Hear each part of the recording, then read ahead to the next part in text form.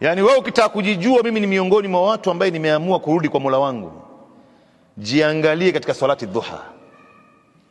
Ikiwa umo katika dhuha hata kama ni raka mbili, wewe ni miongoni mwa watu ambao wamerudi kwa Mola wao. Anasema Mtume swalla sallam kwamba binadamu ana viungo 360 katika mwili wake.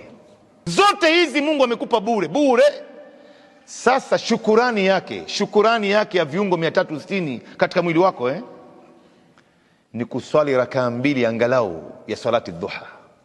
Ukiswali raka mbili ya dhuha umetoa shukurani ya viungo 360 katika mwili wako. Na wewe ukitoa shukurani, Mwenyezi Mungu Subhanahu wa Ta'ala anasema wa idh ta'adhana rabbukum la in shakartum la azidannakum, mkishukuru mimi nitawazidishia. Mungu atakuzidishia. Maana ya kwanza, ataiboresha afya yako, itakuwa nzuri zaidi.